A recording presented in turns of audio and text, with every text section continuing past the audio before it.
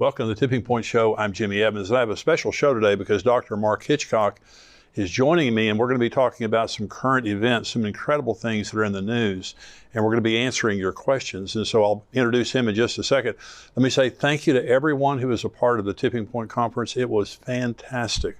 We had such a great time, and you can still get it now in times.com. You can still get the full conference, the one that we live streamed, and you can watch it for up to 30 days. And so it's going to be it was a fantastic conference. Thank you for all, I got to meet a lot of you there. It was great to meet you, but thank you for coming. I hope you had a wonderful time. All of you who were there physically, also all of you who live streamed. There were lots of folks all over the world who live streamed that event. We're going to be doing it again next year, so you can go ahead and get your tickets for next year if you want to on endtimes.com. I'm honored to have joining me today Dr. Mark Hitchcock, and he is a regular contributor here on Tipping Point, and he's also the senior pastor of Faith Bible Church in Edmond, Oklahoma. He's a brilliant theologian, and he's written over 30 books on the end times. Mark, great to have you with me today. Yeah, great to be with you. You did a great job at the conference. I thought your message on 2 Thessalonians was fantastic. I hope everybody that didn't hear it, I hope they'll be able to get to hear that, because it was, 2 Thessalonians is such a phenomenal text. It is. Related to the end times, and you broke it down so beautifully. Well, thank you. Yeah, there's a lot of unique stuff there, about the removal of the restrainer and about the rebuilt temple and also and about the Antichrist. So, yeah, it's a very unique passage. So, yeah, that's what I do here at the church. I go through passages of the Bible every week. So I thought at a prophecy conference, it'd be a good thing to do. Just take a text and go through it. So I enjoyed that. Well, you're a theologian, and you've written over 30 books on the end times, and you have such a mastery of the topic. And, for everyone, it's just good to hear it laid out so carefully so that we can understand it. So we're going to talk about some issues that are in the news, and there's some unbelievable stuff. I keep thinking every week, I'm going to run out of things to talk about, and every week I look at the news like, oh my gosh. Yeah. So this is the article, the title of this, and this is Prophecy News Watch, is How a Cashless Society is a Precursor to Enforcing the Mark of the Beast. Now, this is amazing. Let me read some of this article. Joe Rogan is a comedian, podcast host, and UFC commentator. His podcast, which I do not endorse with the rank language he often uses, and I'm reading from the article here, has over 15 million subscribers. He's a major influencer in our culture today, and an unbeliever. A couple of weeks ago, he had a guest named Duncan Trussell, who is a stand-up comic, writer, and actor. Surprisingly, they discussed for quite some time how a cashless society is a precursor to enforcing the mark of the beast. During his program, Joe Rogan asked, how long before we're a cashless society? Trussell responded, hopefully forever. It is so scary to imagine losing privacy completely, because every transaction is in the public eye and is observable. This is where I get scared, because it is too similar to the mark of the beast. Now, these are two unbelievers talking. Yeah, sure. It's too similar. That's amazing. He says it is too similar to exactly what the Bible says in the book of Revelation. You won't be able to trade. You won't be able to do anything unless you have the mark, unless you bear the mark. This response led Joe Rogan to say, how's the mark of the beast described in the Bible? I think we're onto something here. Rogan then pulled up the Bible and read from Revelation 13, a section that describes the coming false prophet, a kind of second in command or the lieutenant of the coming Antichrist, who is going to make an image to him. The influential podcast host read this entire section live on his broadcast.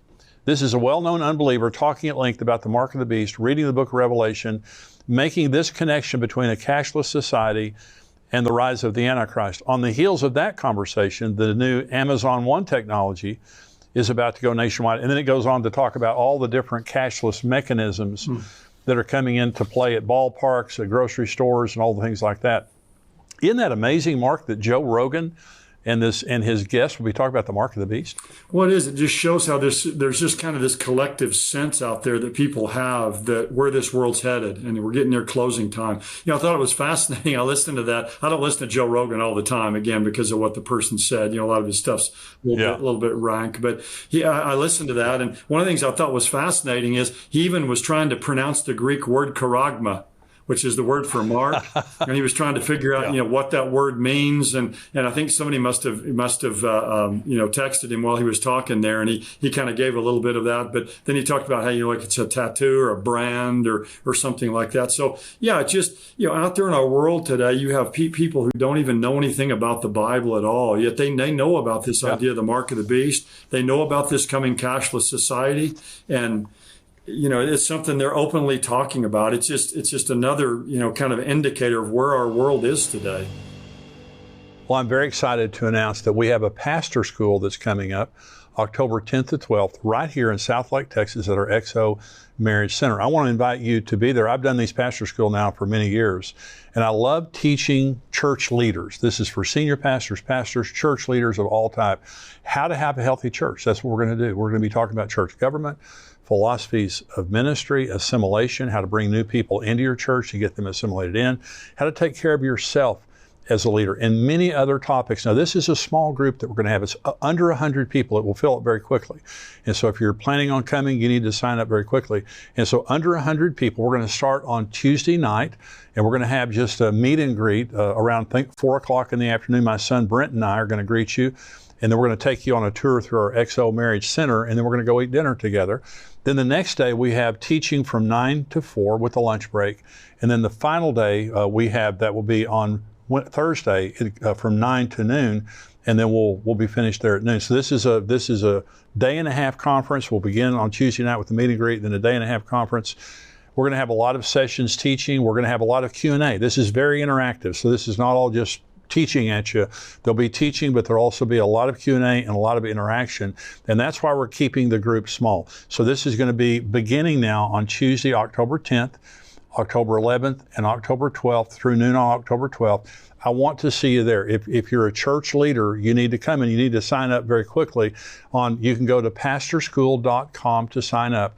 It's $299 a person, but if you bring a group of 5 or more, it's $199 a person. You can bring your whole team. You can bring your whole crew if you want to, or you can come by yourself or just as a couple. And again, we've done this for many years, and churches are transformed. I've pastored for 30 years, if you don't know that. And the church that I pastored grew from 900 to over 10,000 during the time that I pastored, and it was a healthy church. Now, Pastor Jimmy Witcher, who's coming to teach at Pastor School, he still pastors that same church, and is still a healthy, thriving church. We want to teach you how to do church. We want to teach you how you can succeed. We have a session on finances, leading through the finances of your church, how to be a financial leader at any level that you're at. So this is going to be a very practical time of teaching you the things that we know, and also answering your questions. If you have something that you're dealing with, come and you can ask a question, and we'll help you with right there where you're living. Pastor School coming up October 10th through 12th right here in Southlake, Texas at our XO Marriage Center here. I want you to be there. Go to pastorschool.com to sign up. God bless you. If you understand the implications of a cashless society, it's terrifying. Oh, yes. Because the COVID told us that, the dictatorial nature of much of the government. In fact, the world government today is dictatorial. The World Health Organization, the World Economic Forum, the United Nations, they want to dictate to us. And this is an article, and I think you've got one like it there. UN's vision of the future, one digital ID to rule us all. And I'm reading from the article now. The United Nations recently published 3 new policy briefs to provide more detail on certain proposals contained in our common agenda. The UN Secretary General's vision for the future of global cooperation that will be decided at the Summit of the Future in September 2024. These briefings, a global digital compact, reforms to the international financial architecture, and the future of outer space governance sets out a chilling course for the future. Among the proposals are a new apex body in charge of the entire financial system that will enhance its coherence and align its priorities with the 2030 Agenda for Sustainable Development. This could, according to Secretary General Antonio Guterres, be done through a biennial summit between the Group of 20, Economic and Social Council, the Secretary General, and heads of international financial institutions. This will further integrate the G20 with the United Nations into a body that can be described as an economic security council. It also seems like a perfect nest for the apex predators that run the international banking system. A vital part of the agenda is also a digital connectivity and the establishment of a global digital compact. This can be described as a cybernetic organ consisting of a digitally connected network of people, entities, devices, and things that can easily be directed by those who run the system. And it then goes on to talk about the last of this article, a digital ID can help unlock new opportunities, but can also introduce risks and challenges that can be used to undermine human rights, for example, by enabling civil society to be targeted or select groups to be excluded from social benefits. This is the mark of the beast.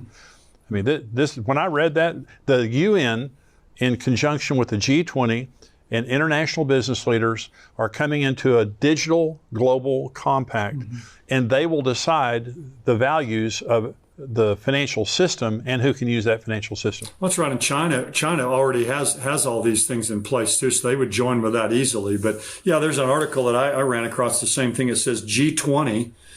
They met in India just this last week, unveils global digital currency plan. And that says that G20 leaders agreed to build infrastructure for digital currencies and IDs. So along with these IDs, you have a digital currency where they're able to, track your money, trace your money, control what you spend. Your money is expirable.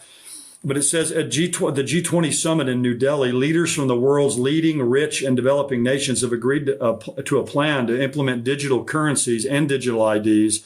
This comes amid concern that governments might use digital currencies and IDs to monitor their people's spending and crush dissent. Well, that's exactly what the point of it is. So, people already know what it's about before it even happens. But they'll implement then probably something like China's social credit score, decide how people can spend their money. Yeah. So all of this, coalescing, you have these IDs, but then the digital currency along with that is exactly what they need. And it's a lot easier to control the world economically than it is militarily or politically. That's exactly right. So the economic feature of this, and that's why it's called the World Economic Forum. It's about economics, that they want economic control to begin with and these global IDs. And once you have that, then basically you're able to subjugate really the entire population of the world. Absolutely. Well, the World Health Organization is trying to get a treaty passed that would give them global governance, not the elected leaders. This would be over the United States, over all the countries of the world. If this treaty goes through, and they're trying to get it through by 2024, and I'm going to have Michelle Bachmann, former Congresswoman Michelle Bachmann, on the show here in a few weeks, and we're going to be talking about this. But everything is looking forward to global control. The World Health Organization, the World Economic Forum, the G20, the United Nations, they're all talking about digital, and the World Health Organization is talking about a digital passport that you can't get around. That you would not be able to travel unless you've been vaccinated or been boosted or whatever. They'll make the rules, but they can unilaterally come into any nation and declare an emergency and shut them down, shut the schools down, shut the businesses down. It's unbelievable. Well, and you mentioned the year 2030. It's interesting how often that date keeps popping up. Climate change, people are saying that, 2030 is the year it's going to be irreversible. Kind of to use the title of your book, that's the tipping point. The year 2030 is going to be this climate change tipping point. Just this week, you have Saudi Vision 2030.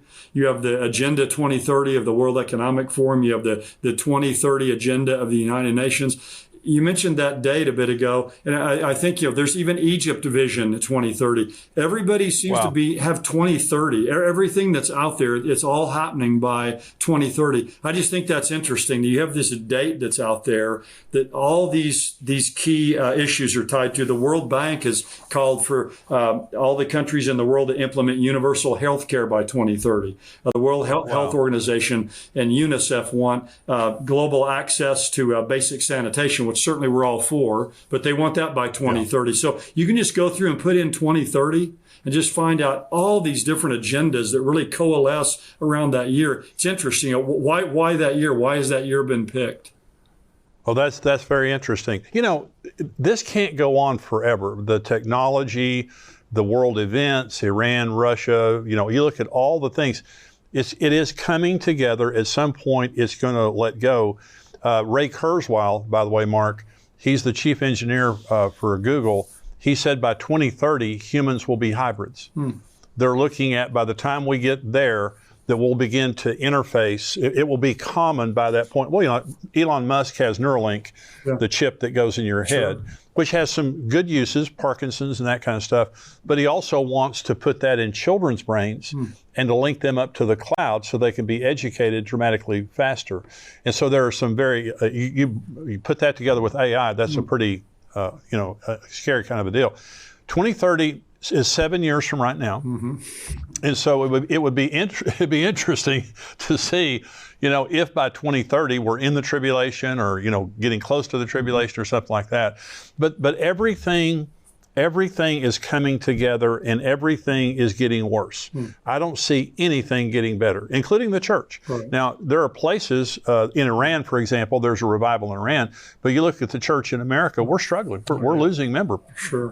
People are turning away from God. Yeah, I thought it was interesting that the speech that opened the UN General Assembly this week, Antonio Guterres, who's the UN General Secretary, he opened the 78th session of the UN General Assembly, said the world is becoming unhinged as geopolitical tensions rise and the world seems incapable of coming together to respond to mounting global challenges. So, the world's becoming unhinged. Well, we see that, but the world's incapable of coming together to respond to these challenges. Well, one of these days after the rapture, the world is going to come together. And that's what they want. Exactly and that's what they're seeking and desiring. And of course, it's going to happen under one man with all these IDs and central bank digital currencies and all this control. So I thought that was interesting. I mean, here this man is saying the world's unhinged. And that's exactly what we're saying. And that's kind of what Joe Rogan was saying as well in some ways. Yeah. Hey, thank you for joining me for Tipping Point today. If you want to see the entire podcast, go to endtimes.com, become a subscriber for $7 a month. We would love to have you be a part of our family, the Tipping Point family. And we have an entire community that comes together, prays for each other. They comment on the podcast and the articles and everything. We'd love to have you be a part of that. Get all of our podcasts, all of our articles all week long, and the full Tipping Point show. Go to endtimes.com for $7 a month, become a subscriber. God bless you.